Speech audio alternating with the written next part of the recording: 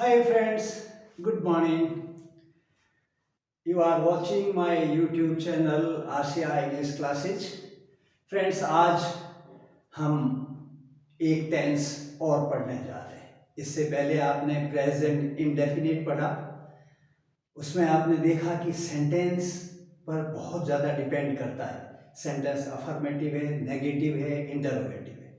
फिर हमने स्ट्रक्चर का ख्याल रखा। मैंने आपको उस दिन कहा था फ्रेंड्स कि अगर प्रेजेंट इंडेफिनिट में subject, object, verb, helping verb, इस प्रकार अगर आप उसको सीक्वेंस देना सीख जाते हैं तो सभी टेंसेज में ऐसे ही चलेगा। खाली हेल्पिंग वर्ब और वर्ब की बदलते जाएंगे।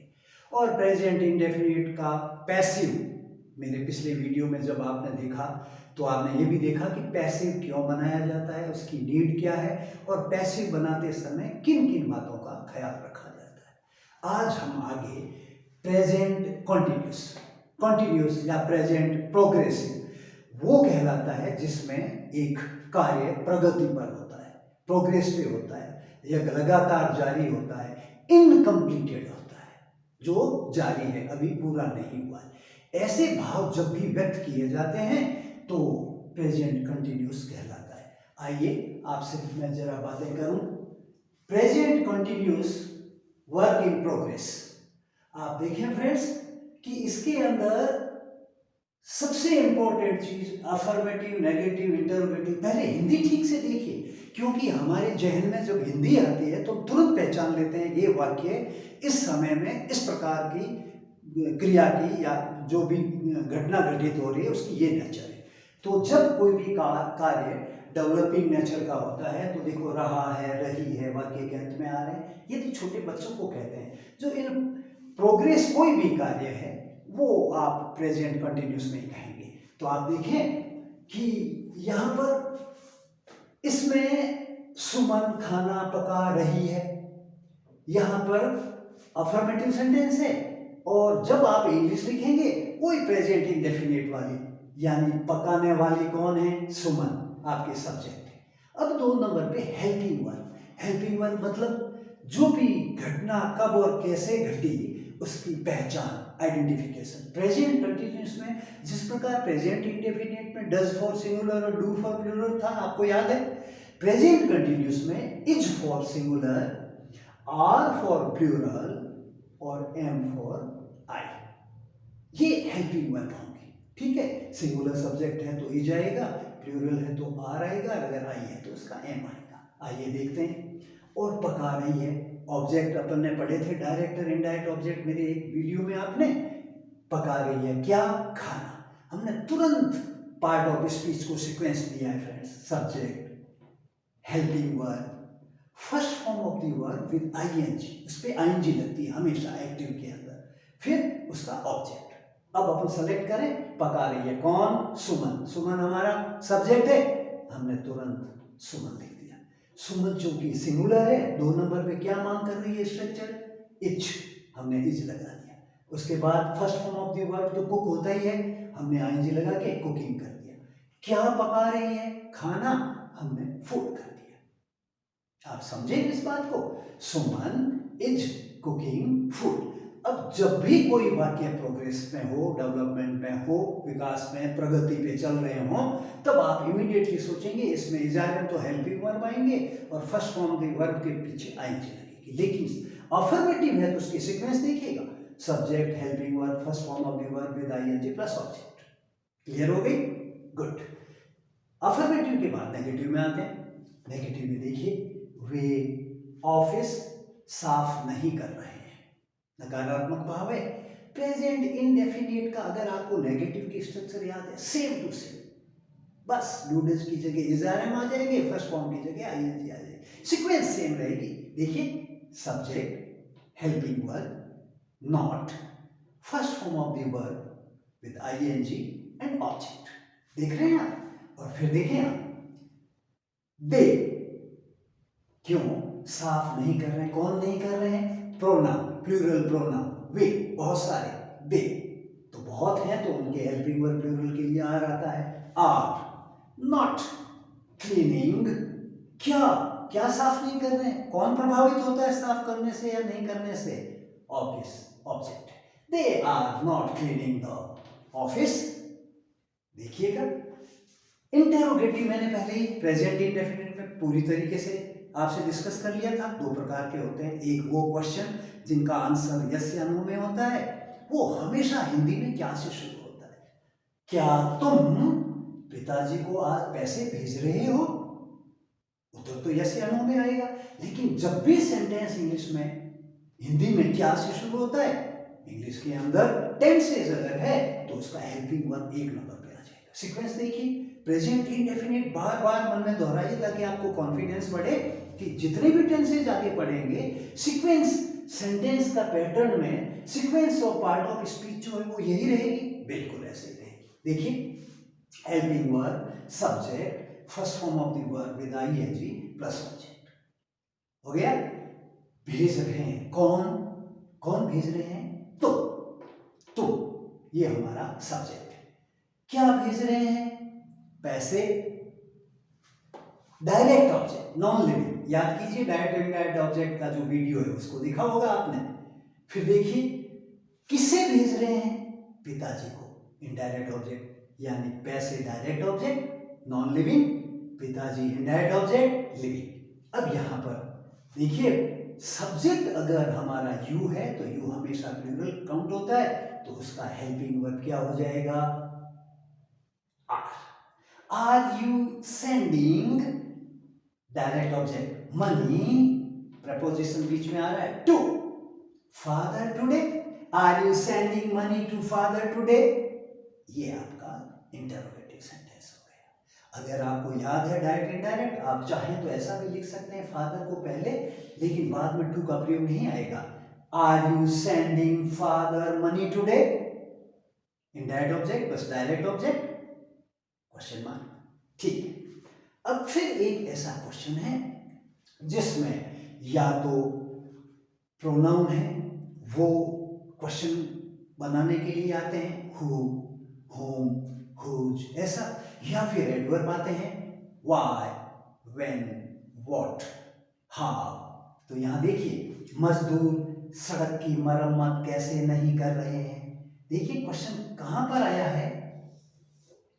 सेंटेंस की पहचान जब आप अपनी लैंग्वेज की अच्छी तरीके से समझते हैं, अफर्मेटिव, नेगेटिव, इंटरोगेटिव, फिर पार्ट ऑफ स्पीच है वो किस सीक्वेंस में आ रही है बखूबी आप जानते हैं। फिर क्या है, इंग्लिश के अंदर है, जो वर्ड मीनिंग नहीं आते हैं डिक्शनरी से रेफर करें, और लिखने में या बोलने के अंदर आप है वो बिल्कुल माहिर हासिल कर सकते हैं। तो अब आप देखें कैसे, हाउ। देखिए, लेकिन इसमें मजदूर प्लूरल है, रहे हैं प्लूरल है मजदूर, इसलिए adverb plus helping verb plus subject. How are the labourers, not verb की फर्स्ट फॉर्म के साथ आएंगे, repairing the road. How are the labourers not repairing the road, मजदूर सड़क की मरम्मत कैसे नहीं कर रहे हैं। ये इंटरोगेटिव एडवर्बियल क्वेश्चन आ गया। तो प्रेजेंट कंटिन्यूस में पहली बात फ्रेंड्स, वो काम जो प्रोग्रेस में होते हैं और तब तक है वो इनकम्प्लीटेड रहते हैं, खत्म नहीं हुए होते हैं और प्रगति पर चलते रहते हैं, ऐसे कार्य आते हैं, ऐसी प्रकृति के कार्य आते हैं। ठीक, उसके बाद प्रेजेंट कंटिन्यूस में हेल्पिंग वर्ब इंग्लिश के अंदर जब भी आप यूज करेंगे इज आर एम का प्रयोग होगा। याद रखना, प्रेजेंट इंडेफिनिट के पैसिव में इसी से आपने बोरो किए थे, डू डज हटा करके इज आर एम और वर्ब की थर्ड फॉर्म। अभी हम पैसिव जब पढ़ेंगे तो फिर आपको बताऊंगा फिर यही हेल्पिंग वर्ब कैसे आएंगे। आगे देखिए फ्रेंड्स, फिर चेंज क्या हुआ। प्रेजेंट इंडेफिनिट पढ़ा था तो डू और does, does for singular, do for plural helping verb थे और वर्ब की फर्स्ट फॉर्म थी। इसके अंदर is are am helping verb, फिर वर्ब की फर्स्ट फॉर्म के पीछे आईएनजी लगती है, लेकिन sequence of part of speech एक जैसी आपको मिलेगी। क्लियर है अच्छी तरीके से। अब एक बात में आते हैं, मैंने पहले आपको पैसिव पढ़ाते समय कहा था पैसिव चैप्टर नहीं है, भाषा की नीड है। क्या यहाँ पर भी? हाँ जी, जो एक्टिव बन सकता है वो पैसिव। और पैसिव क्यों बनता है, मेरे पैसिव की वीडियो को याद कीजिए, आपने अच्छी तरीके से सीखा होगा क्या कि जब जब सब्जेक्ट की जगह ऑब्जेक्ट को इंपॉर्टेंस दी जाती है, तो यहाँ तो सब्जेक्ट है, तो हम जानबूझ करके इसका पैसिव बना लेंगे। लेकिन आगे हम देखेंगे ऐसी भाषा आएगी जब वाक्य आएगा जिसमें सब्जेक्ट गौण होगा, अंडरस्टैंडिंग में होगा, तो फिर ऑब्जेक्ट को हाईलाइट करेंगे। उस समय पैसिव कैसे बनते हैं आपको बताता हूं, लेकिन पहले मैं आपको एक्टिव है उसी का पैसिव बना करके बताना चाह रहा हूं। आइए देखते हैं। आप देखेंगे फ्रेंड्स कि अफर्मेटिव के अंदर अगर पैसिव बनाना है तो मैंने आपको कहा था कि जो ये ऑब्जेक्ट है ये सब्जेक्ट की जगह आ जाएगा, फिर 2 नंबर पे हेल्पिंग वर्ब आ जाएगा।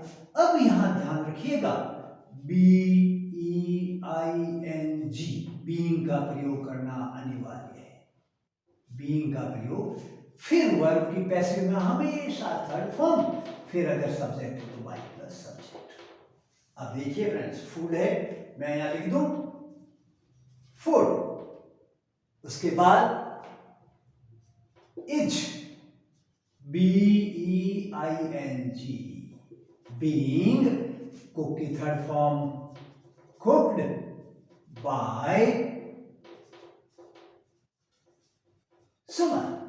Food is being cooked by Suman.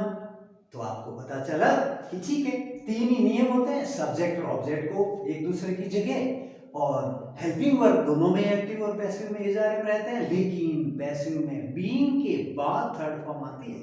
Indefinite में इजारे के बाद में सीधी थर्ड फॉर्म है। अगर आपने बीइंग लिखना मिस कर दिया, आप भूल गए, तो कंटिन्यूस की जगह प्रेजेंट इंडेफिनिट का पैसिव बन जाएगा। क्लियर है बात? ओके। नेगेटिव में वही बात है, सब ऑब्जेक्ट सब्जेक्ट की जगह आ जाएगा, फिर हेल्पिंग वर्ब आ जाएगा, फिर नॉट हेल्प, फिर BEING plus third form of the verb plus by plus subject, और चेंज कर देते हैं। देखिएगा, the office is not BEING being CLEANE cleaned by, दे का ऑब्जेक्ट, ऑब्जेक्टिव केस दे का क्या होता है याद आ गया ना आपको? प्रोनाउन की टेबल पढ़ी थी उसमें पीछे वाले वीडियो में। that the office is not being cleaned by them. Clear? ऐसा ही इंटरोगेटिव में सेम टू सेम। एक बात ध्यान रखिएगा, सब्जेक्ट की जगह ऑब्जेक्ट। यहां हम इंटरोगेटिव हेल्पिंग से शुरू होता है। बहुत सारे फ्रेंड्स जो अभी सीख रहे हैं जल्दीबाजी में ऑब्जेक्ट को 1 नंबर पे लिख देते हैं। नहीं, जो स्ट्रक्चर एक्टिव की होगी, स्ट्रक्चर पैसिव में भी वो की वो होगी। हेल्पिंग वर्ब है, 1 नंबर पे हेल्पिंग वर्ब, सब्जेक्ट है उसकी जगह ऑब्जेक्ट, फिर बीइंग, फिर third form of the verb plus by plus subject and question mark. Clear है? लेकिन अब एक चीज बहुत जरूरी है, मेरे डायरेक्ट और इनडायरेक्ट चैप्टर जो वीडियो था उसमें आपने सुना था और समझ चुके होंगे कि डायरेक्ट ऑब्जेक्ट और इनडायरेक्ट ऑब्जेक्ट दोनों हैं। तो पैसिव जब आप बनाते हैं तो इनडायरेक्ट ऑब्जेक्ट जो लिविंग है उसको सब्जेक्ट की जगह लिखेंगे। आप प्रेफर करें, अवॉइड करें नॉन लिविंग डायरेक्ट ऑब्जेक्ट को आगे लाने के लिए। मैं ला रहा हूं, देखिएगा, मनी और फादर है, मैं यहां पर फादर सिंगुलर है, हेल्पिंग वर्ब मान रही है structure is, father being SENT sent, देखिएगा, money by you today, is father being sent money by you today। इस प्रकार से आपका पैसिव हो जाएगा। फाइनली देखिएगा, एडवर्ब है तो पैसिव में भी एडवर्ब आप देख रहे हैं, फिर हेल्पिंग वर्ब है तो पैसिव में भी हेल्पिंग वर्ब, सब्जेक्ट की जगह ऑब्जेक्ट, फिर नॉट है तो नॉट लगेंगे, नहीं तो नहीं लगाएंगे। नेगेटिव अगर इंटरोगेटिव है तो नॉट लगेगा। फिर वही बात है, BEING being third form of the verb plus by plus subject. आप स्ट्रक्चर को इंपॉर्टेंस दें, सेंटेंस अफर्मेटिव, नेगेटिव, इंटरोगेटिव को आप कैसे पहचानते हैं? क्योंकि आगे मैं आपको सारे टेंस जब हम पढ़ लेंगे तो कलेक्टिव हिंदी की सेंटेंस के पैराग्राफ को अपन इंग्लिश में करेंगे, और मैं साथ साथ आपसे रूबरू रहूंगा इस बात के लिए कि आप जब मेरा वीडियो देख रहे होंगे तो आपको साथ साथ में याद रखना होगा कि अच्छा ये टेंस है, इसका ये हेल्पिंग वर्ब होगा, ये वर्ब होगी। पहली बात अफर्मेटिव है, नेगेटिव है, इंटरोगेटिव है। सेकंड इंपॉर्टेंट चीज सोचने वाली। थर्ड है उसके पार्ट ऑफ स्पीच का सीक्वेंस देने से पहले सब्जेक्ट है तो एक्टिव बनाएंगे, सब्जेक्ट नहीं है तो पैसिव बनाएंगे। मैं बार बार रिपीट कर रहा हूँ दोस्तों, लैंग्वेज को सीखा नहीं जाता, जिया जाता है।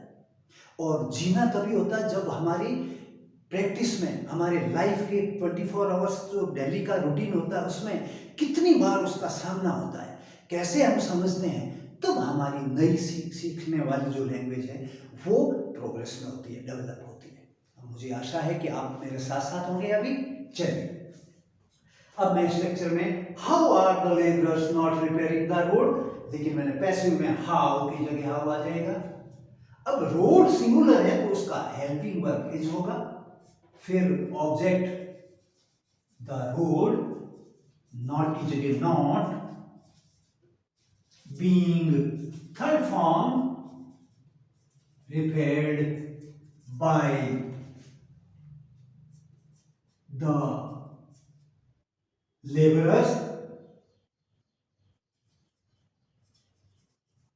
question mark, है ना?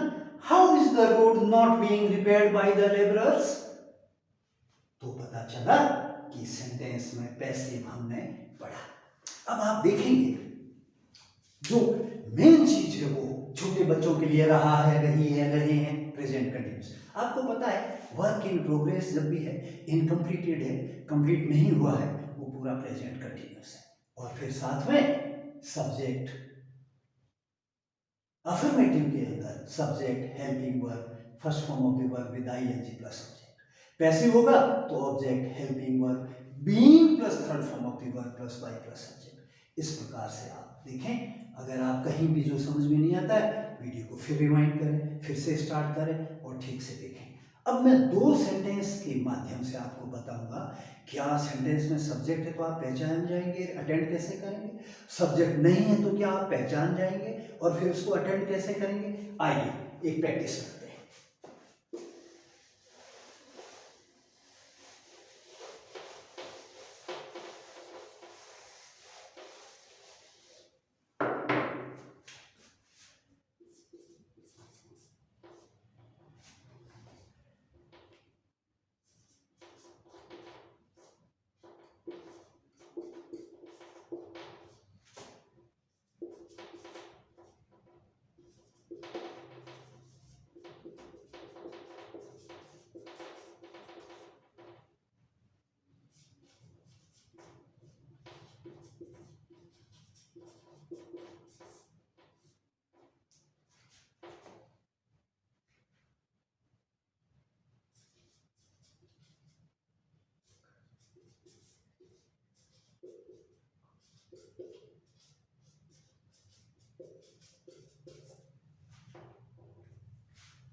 आइए देखते हैं।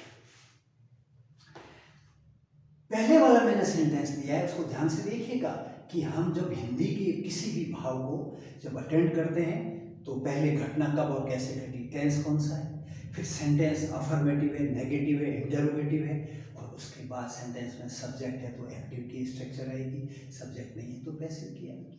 और वो प्रैक्टिकल करने के लिए मैंने यहाँ पर दो सेंटेंस दिए। पहला सेंटेंस देखिए फ्रेंड्स, क्या यहाँ शराब नहीं बेची जा रही है, इंटरोगेटिव है, क्या से शुरू हो रहा है, इसका मतलब हेल्पिंग से शुरू होगा, ठीक बात है। बेचने वाला कौन है यहाँ, स्पीकर ने या राइटर ने जरूरी नहीं समझा, उनको केवल मतलब है बेची क्या जा रही है या क्या नहीं बेची जा रही है, शराब। ऑब्जेक्ट, इसने ऑब्जेक्ट को महत्व दिया, ऑब्जेक्ट को हाईलाइट किया। यहाँ अब एक्टिव नहीं बन सकता, कोई बात नहीं। तो फिर क्या होगा कि स्ट्रक्चर तो सेम टू सेम चलेगी, बस सब्जेक्ट ऑब्जेक्ट है वो एक दूसरे की जगह ले लेते हैं। इसमें सब्जेक्ट है ही नहीं तो बाई प्लस सब्जेक्ट आएगा कहां से, इसके लिए पैसिव पढ़ा जाता है। Got it? इसको बहुत ध्यान देना। खाली फॉर्मेलिटी में एक्टिव और पैसिव जहन में बिठाने की कोशिश करने की जरूरत नहीं है। भाषा में मुझे हर जगह पता करना है, सब्जेक्ट अवेलेबल है, it will be active. Sentence में सब्जेक्ट नहीं दिया हुआ है, इट विल बी पैसिव। तो देखिए अब यहाँ क्या से है, तो मुझे पता है, मैं लिख रहा हूँ हेल्पिंग वर्ब। सब्जेक्ट है नहीं, कोई बात नहीं, सब्जेक्ट की जगह ऑब्जेक्ट में पैसिव बना रहा हूँ। चूंकि नॉट है तो नॉट लगा दिया। कंटिन्यूअस का पैसिव बना रहा हूँ तो BEING being plus third form of the verb and question mark. क्योंकि बाई प्लस सब्जेक्ट तो वो एक बार सीखते समय हम ऐसा करते हैं, या फिर हम जानबूझ के अपने स्टूडेंट्स को पढ़ाना हो, या कई बार ऑब्जेक्ट को तो हाईलाइट कर रहे हैं लेकिन सब्जेक्ट को भी नेग्लेक्ट नहीं कर सकते। तो जब सब्जेक्ट को नेग्लेक्ट नहीं कर सकते तो उस समय उसको बाई प्लस सब्जेक्ट पीछे लिख देते हैं। आइए इस सेंटेंस में अब मेरा ऑब्जेक्ट क्या है, वाइन। तो सिंगुलर है तो उसका helping verb is wine not being sold here, is wine not being sold here sentence में। अब जब कभी भी आप इंग्लिश में ऐसा सेंटेंस देखेंगे तो क्या आपके जहन में इस पार्ट ऑफ स्पीच की मदद से ये हिंदी आ जाएगी वापस? अभी तो हमने हिंदी देखकर इंग्लिश किया, बाइलिंगुअल मेथड में पढ़ रहे हैं हम, लेकिन क्या इंग्लिश देखेंगे आप तो हिंदी में जो ही आप समझेंगे कि नॉट और बीइंग और थर्ड फॉर्म, तो क्या हिंदी का इस प्रकार का भाव आपके मस्तिष्क में आ जाएगा? बहुत इंपॉर्टेंट चीज है, इसकी प्रैक्टिस करनी होगी। हमें सेंटेंस खुद बनाने होंगे।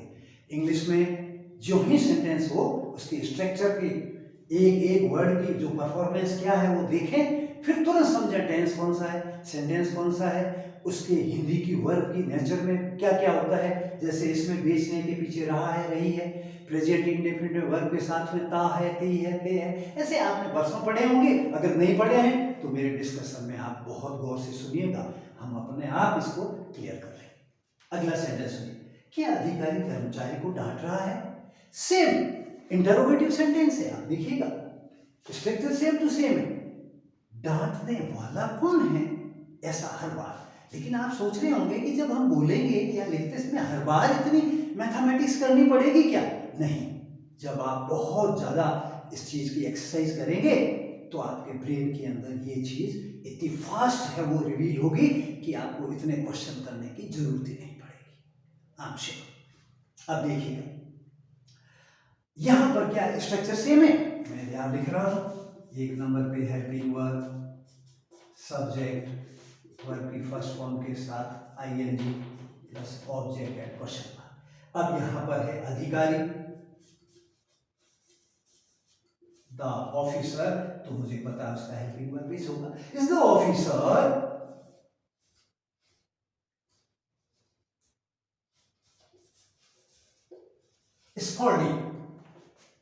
scolding the employee and question mark. Is the officer scolding the employee? क्या अधिकारी कर्मचारी को डांट रहा है? इस प्रकार से आप सेंटेंस अटेम्प्ट करेंगे। तो आपने देखा कि प्रेजेंट इंडेफिनिट, प्रेजेंट कंटिन्यूअस का हिंदी में डिफरेंस देखिए, फिर अफर्मेटिव, नेगेटिव, इंटरोगेटिव की पहचान कीजिए। उसके बाद मैंने हर बार मैं स्ट्रक्चर लिख करके ही बताऊंगा, क्योंकि पार्ट ऑफ स्पीच की पहचान और उसकी सीक्वेंस का आना ही इंग्लिश आना है। इसके ऊपर हमारी इंग्लिश में परफेक्शन है वो बहुत डिपेंड करता है। आई एश्योर यू कि आप जिस दिन इस पार्ट को हिंदी में पहचान के उसको सीक्वेंस देना सीख गए, उस दिन आपको इंग्लिश में लिखना, बोलना, उसमें बहुत ही अच्छी है वो प्रोग्रेस होनी शुरू हो जाएगी। तो मुझे विश्वास है कि आपने ध्यानपूर्वक सुना होगा। फिर जहां भी डाउट है वो देखें, और कोई ऐसी चीज जो आपको कंफ्यूज कर रही हो पीछे वाली वीडियो में, इसमें जो आया हुआ वो कुछ कॉन्ट्राडिक्ट हो रही है चीजें, तो आप मुझे कमेंट बॉक्स में जाके और पूछ सकते हैं, मैं आपके हर क्वेश्चन का आंसर करूंगा। और वीडियो को सब्सक्राइब करें, अपने फ्रेंड्स को शेयर करें, लाइक करें, और बेल आइकन दबाना न भूलें, क्योंकि ये जब तक आप बेल आइकन न दबाएंगे तो मेरी वीडियोज़ आपके पास सीधे कैसे पहुंचेंगी। तो आशा करता हूं कि आप इसको बहुत अच्छी तरीके से सीखेंगे। Thank you.